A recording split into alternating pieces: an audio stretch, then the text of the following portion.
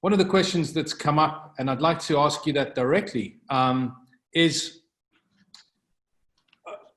what role will text search ads play, do you think, in the future in terms of the marketing investments and planning that you're doing for Notino versus the PLA and the shopping text ads that you guys are running now?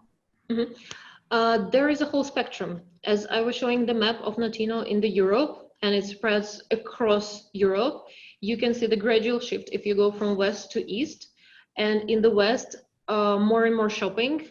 In the central, less, and in the east, less.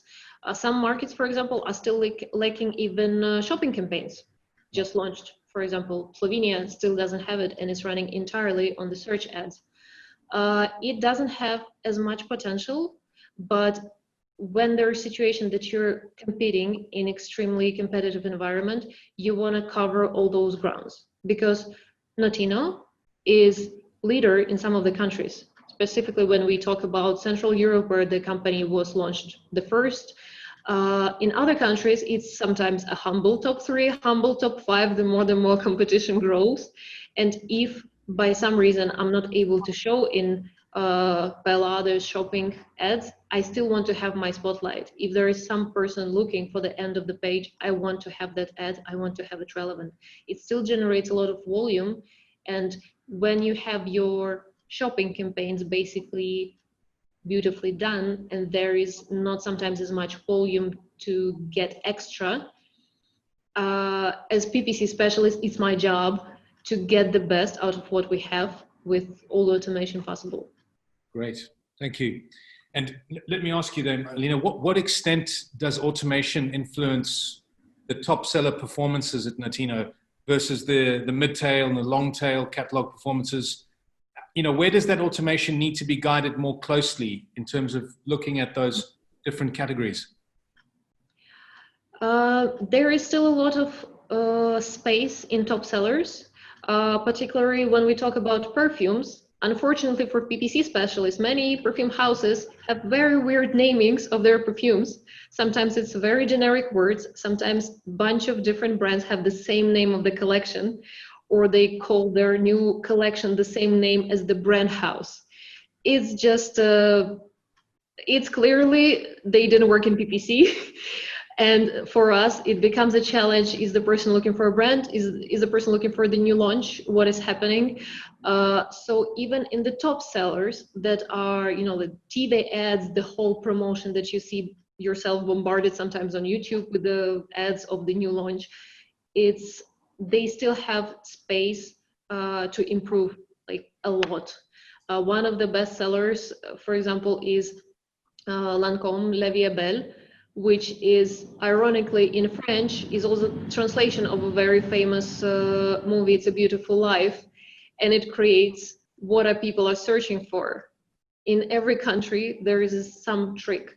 What I was showing is I applied a lot to the, like, I would say middle segment that are not the top sellers, but it's fascinating how much you can still get out of your top sellers by tweaking those little things, because there, when you find that trick, it changes a lot in terms of revenue. Yeah, that's really interesting.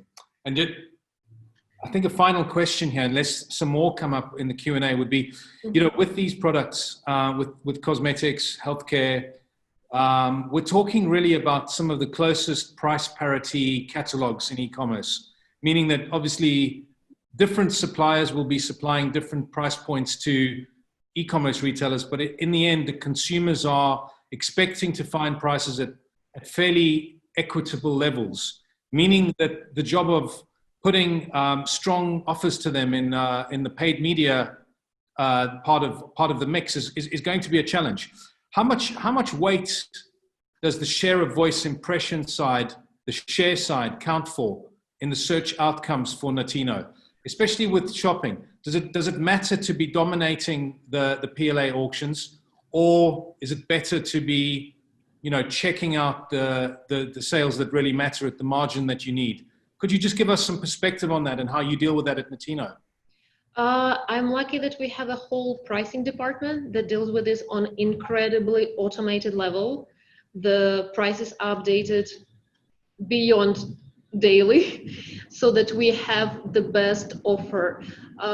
If you don't have in the company, if you're watching this webinar, for example, you don't have a separate pricing specialist, what can help you is the price benchmarks in shopping. They are not as precise and they're not as good in all countries, but if we speak about, for example, USA and UK, they're pretty useful.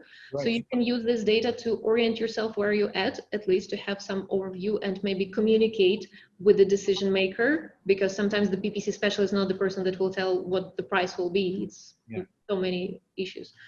In terms of Notino, we are lucky that it's very dynamic. It's very based on the current competition, and we have it automated through PPC. So we also show in our ads the current pricing. We hope the best pricing. And what concerns some markets, for example, if we talk about Belgium, there is a test of not having the product line of these cards for product shopping. There is a simple overall product card summary and a filter of the sizing. Yeah. So there is already a concrete product. It doesn't matter which picture you use. It doesn't matter what the title of your is. It's paired by EN number. Yeah. And the result is like, if you have that size, if you have the best price, because that's what the customer will be deciding. So my part as a PPC specialist there will be to match in the feed, to be there, to bid, to be there, but it's actually a lot of cooperation from the pricing department. It is their masterpiece that they're able to supply that price that will be actually for the person the benefit, because it also takes this information of free delivery, price drop, and other signals for the shopping. It's incredibly competitive format, and I'm very curious where it's going to develop further in European Union, for example. That's fascinating, really fascinating. Thank you so much. Let's have a look. Olena, there was a question for you, if you wouldn't mind answering. The question is, looking at Notino, you're selling in very different countries language-wise. How do you change this in your ads? Do you use a content management system? And if so, which one? Or do you translate each ad per country? Well, the quickest is to answer the last one. It would not be technically manageable to translate everything ads by ads. It's just not the volume that it's feasible. And I think it was a similar results from the last year at PPC automation event from RS Components, that it's just not feasible amount for any person to handle so many translations. We use a combination that we have our own CRM system that allows us to scale those localized types of data, for example, local versions of the product types, how the categories are named. We need this because it's also used for the websites, it's used by SEO, it's used by PPC. However, regarding the translations, it's a bit half-half, because part of our team is able to manage the accounts in local languages. Either it's a native speaker or it's somebody who speaks that language.